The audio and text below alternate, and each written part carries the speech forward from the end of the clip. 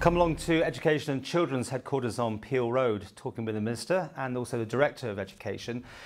We've got the press release, which I think most people have been expecting for some time. This is about students going to university are going to have to start paying, or the parents, whatever. You've announced this. Give us some details. Yeah, we've briefed Tynwald members this afternoon and we're talking to the press after that. But what it basically means is from students starting from 2013 will be affected by the awards grant. Those that start in 2013 note the fees will be waived for the first year, because we appreciate a lot of students have already accepted places at universities, so they will be caught from 2014 and 15 if you like, so for the second and third year of their course. Details, why have you decided, I mean, you know, this is something that you didn't have to do, did you? I mean, or are you being forced into it? It's not a case of not having to do it, we have to do it, absolutely. We've got a set budget, and like every other department we have to hold to that. The department has saved or had their budget cut by £11 million over the last 3 years, and this is the only thing that we can do now to fulfil our statutory obligations to education. You know, this is the only place where we can go to save so much money over the next 3 years. But your director here is the one that had to put all the details together. You come up with this scheme, presumably. You're just rubber stamping it in Tynwald. No, I think we disagree about whether it's being rubber stamped. Absolutely. Our minister's been fully involved in this all the way through. However, what we have done is to look at the jurisdictions that surround us. It's very clear that England accepted some time ago that it couldn't sustain free university places for students, and students in England pay £9,000 a year towards their tuition costs. If you look at Jersey and Guernsey, which are perhaps more similar to us in many ways, in Jersey, for instance, all students pay a £1,500 a year contribution, and parents are means tested from £48,000 a year. What we've done is look at those examples and see what we can learn from the Isle of Man, and come up with a scheme that we think is far fairer, that shares the cost between the student and the state in a way that's quite equitable. And the detail of that scheme is very, very simple and straightforward. Every student going to university from 2013 onwards, but as the Minister said, waived for the first year for that group of students, will pay £2,500 a year as a universal contribution towards their university fees. Right. That will be backed by a loan from Treasury for the vast majority of students, so that nobody won't be able to go because they can't afford the £2,500. The only families where that won't be the case are families earning more than £100,000, where the Treasury loan won't be available. Beyond that, there is going to be an element of means testing for the rest of the fee. But that means testing will only start to have an impact on families when their income is in excess of £80,000 a year. And even at £85,000 a year, the annual impact is only £1,750. It's only when you earn £100,000 or more that you're seeing parents and families being asked to contribute the full amount. And how many people will that affect? Not many. Not that many. We think. I mean, obviously it varies year on year, but we expect it to hit over a 3-year period 300 or 400 families. The fact of the matter is that Joe Bloggs with their kids are going to have to find a lot of money to put over the years to pay for this, and then pay back to the government. Yeah. Yes, the answer is yes to that. I mean, whether you think £7,500 for a 3-year course is a lot of money. It's a lot compared to what they're not paying now, but compared to what the jurisdictions in the Channel Islands and the UK are paying, you know, England, it's not as much. You briefed the members of Tynwald today. How did it go down?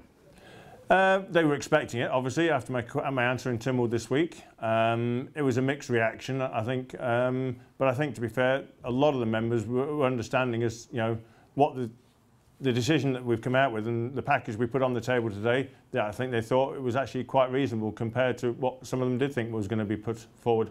I won't be the only journalist to have the phone ringing off its hook with people, you know, from that meeting already getting themselves into quite a lather, and you're going to have a rough ride to get this through Tynwald. Yes, absolutely, and nothing's set until it goes to Tynwald next month. I appreciate that, but you know, and that's part of politics. I don't want to do this. We have to do it. You know, we've got nowhere else to go if we want to look after the other services that we deliver. A lot of people will say that the whole idea of the preschool issue was to solve this problem.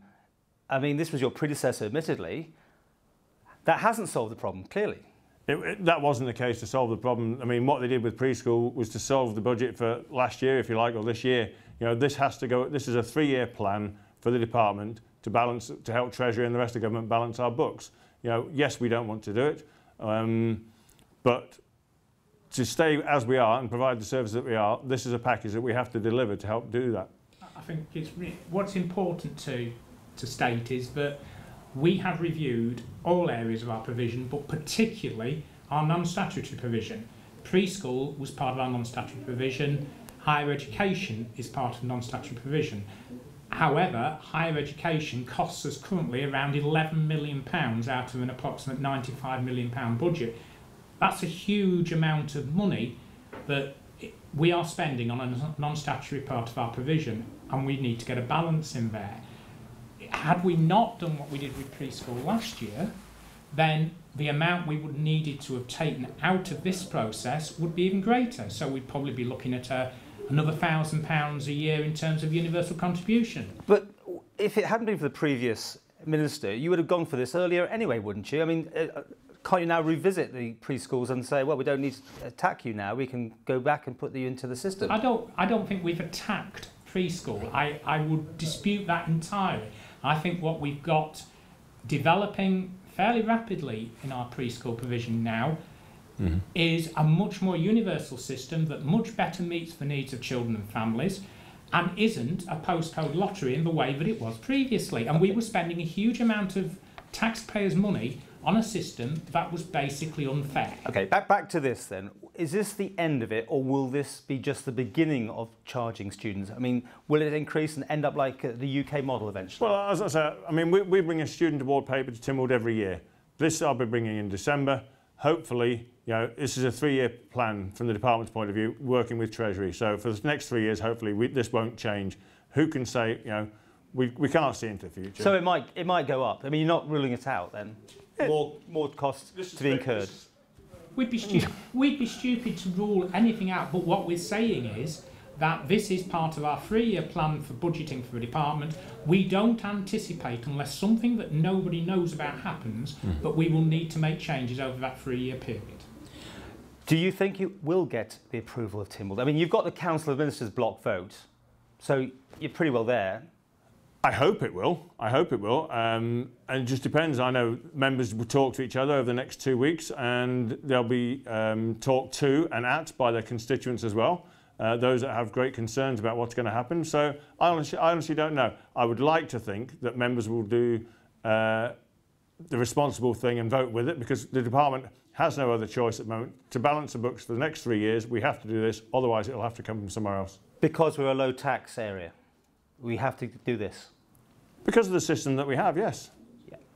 So people who, the children who are going off to university this year will be okay, is that what you're saying? No, what I'm saying is that anybody who is currently at university, so anybody who started last year or previously, nothing changes for them. They don't need to worry about this at all. It'll have no impact. But there's 1 year grace, right? But if you go in 2013, these regulations affect you, but within the regulation, just for the people who go in 2013, there is a waiver for the first year. So you've got the rest of this year and the whole of the first year at university to make plans for how you're going to fund year 2 and onwards.